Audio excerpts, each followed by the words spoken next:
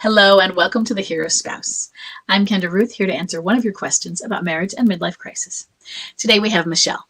Michelle has a bomb drop of August 19th, 2021 and a date of marriage of 2001. She's not familiar with contact type or energy levels. She says he moved out in February of 2024. So go back. Bomb drop was August 2021. So it was 2.5 years. If I'm looking at move out date. He moved out in February 2024 and had been in the basement since September of 2023, but still only a few months in the basement. He was full on limerence with a younger person who was our daughter's coach and did everything to change the way he looks, dresses, and eats, etc. So there's a but there, but I want to say, was he full on limerence? Was this starting in September 2023? Was this bomb drop in August of 2021, because there's this giant period of time, that 2.5 years, or just over 2 years really, until he actually separated himself more fully in the house, and then another 5 months until he moved out of the house. And so what was happening during those, from the actual bomb drop to the move down to the basement? Okay, then she says, he's changed the way he looks, dresses, and eats, etc. But they did not seem to work out. So it didn't work out with his daughter's coach, the limerence object or alienator. And now he's on dating apps, dating many women. Does this ever end? I really have zero hope at this point and not even sure I would want him back, as he has done so much damage to me. That's understandable. He is, after 5 months now, trying to communicate and see the kids, so that's good. But he deleted me on all social media, and he will never talk to me about the past or about our relationship. Okay, so right now, yeah, you are not sure. First thing, it has been a long time. Your bomb drop having been 2.5 years ago. Why does that feel like a lot longer? It does, doesn't it? Your bomb drop was a long time ago. Okay. Or you're now actually approaching 3 years. There was 2.5 years to move out. We are approaching 3 years. So you're well in this midlife crisis.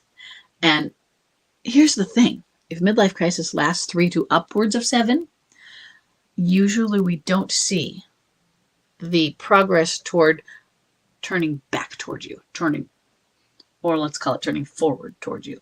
We don't see that progress at that 3-year mark. Yeah, it does say 3 to upwards of 7, so we can.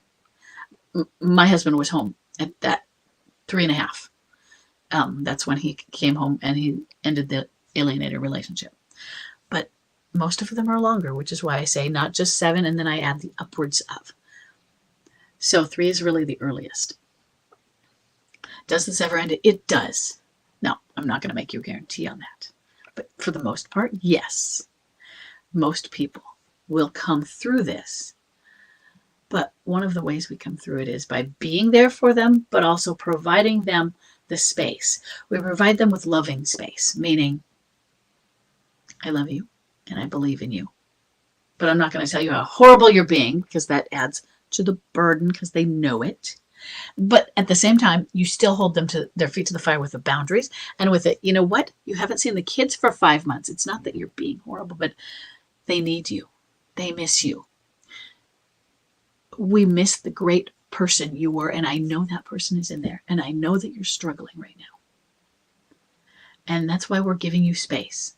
And you might not want to have to say that because your kids have this terrible need, but they're not going to meet the need anyway.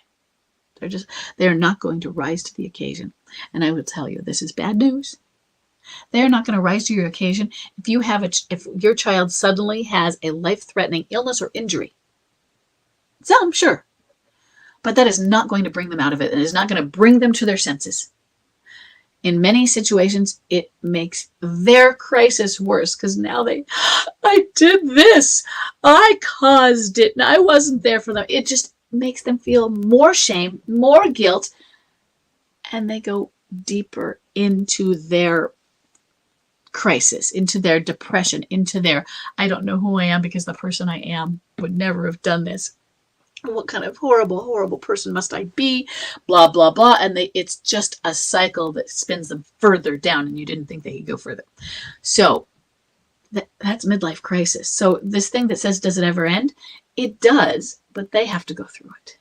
They have to go through it pure. And what I mean by that is without us telling them they have to end it and get through it and figure themselves out.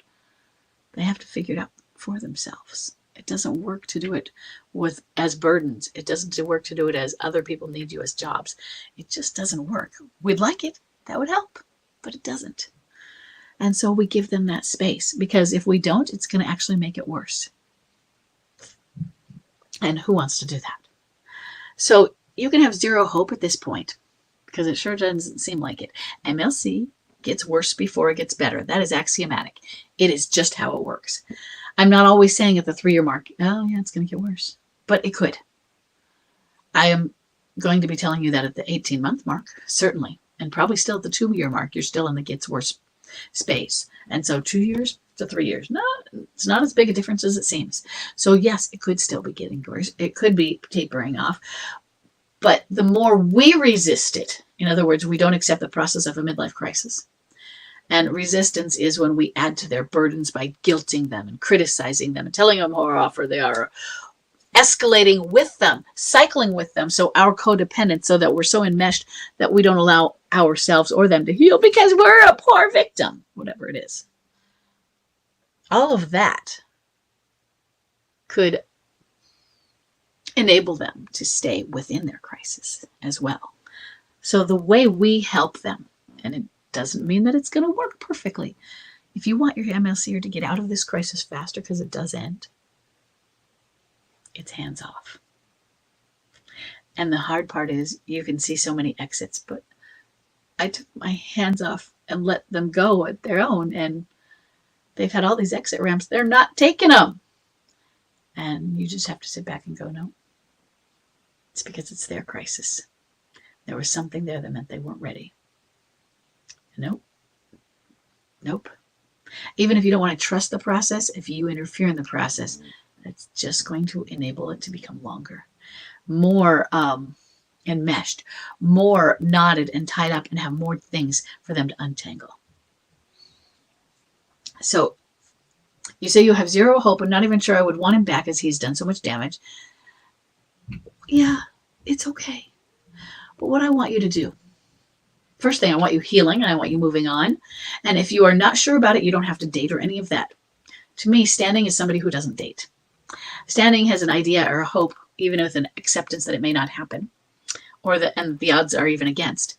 But standing is, I do want our marriage back, or forward. I want our marriage forward. I don't want the marriage we had even. Maybe that sucked, or maybe it wasn't as great, or maybe it could just be better. And what happened during the crisis, I mean, he was home for a few years. That was really awful. Don't want that. Nobody wants that. I'm not standing for the MLC monster. I'm not standing for what was happening during the crisis. I'm not standing for all that damage and the things he did. I don't approve of it. Good. But what is going to happen? Where is he going to be in 5 years? You can get a life between then. You don't even have to stand. You can change from standing to other fish in the sea, meaning I'm not ready to date yet, so I'm not going to. And then now I am ready to date yet. I wish it, but it hasn't happened. So I'm going to put myself out there. And you put yourself out there for few years. Maybe you meet a few people, maybe you date, catch, or whatever. But after 2 years, he becomes a viable fish in the sea. Starts to get better. Maybe at that point, you're like, yeah, we could try something. Hey, let's go on a date with him. He's just another fish in the sea. And the thing about that fish in the sea is that one is one that, this metaphor doesn't always work. I say rises to the top, even though fish float belly up, they're dead. But he is at the top of your list in the fish in the sea, because you have the history with him. You have children with him. You have a background of things to build through that you want for your children as well. It's better the devil you know than the devil you don't know. You could make something because you did make something. You had a long marriage before this. And so you have known how to make it successful in the past. And then you're teaching your children about repair and that sort of thing. But right now, treat it as though. I don't always say this. I know old pilot from my forum, it's one of the phrases he says is treat them as though they're never coming back. Treat it as though it's over. I don't always say that. But he has been gone long enough from bomb drop and now moved out. Treat it as though right now it's not coming back. Even if you're standing, stand in the gap or stand it for a grace period until you feel you are healed enough to make a decision. And then you can make a decision and say, I'm going to keep standing. Or then you make a decision and say, I'm transitioning to not really ready to date, so I'll look like I'm standing, but I'm preparing for the other fish in the sea. And then you're at the other fish in the sea. I've put out dating apps, or I'm seeing somebody on a blind date, some of my friends have said, whatever. It's okay. Because if you start to pressure him to talk about those things, he deleted you on social media, deal with it. Sorry. He won't talk about your past or relationship? No. Because he's not trying to build a relationship with you for the future right now. So it's like, why do I have to talk about this with you? You are the co-parent to my children, and that is it. I only want to see you so I can see my children right now. But he's still running. He's still escaping. He is trying to escape all of this accountability right now. Because what does it mean? That accountability, well, it means he's the one accountable. So he has to look at that. If he's the one accountable, it's his fault. It's his guilt. He might feel the shame. He feels worse. So why would he want to talk about something that makes him feel worse? I'm not saying he shouldn't. I'm just showing you the whys. And that's where therapy is going to come in. But that's a future thing. That's not a, hey, you know what? We don't have to do this now, but sometime we are going to go to therapy. I just heard that and it was scary because it came in that we're going to go to therapy voice. It didn't even come in. You know what? Someday we can go to therapy to work this out. Even that more empathetic voice, the go to therapy to work this out, was still really triggering and scary at the stage he's at right now.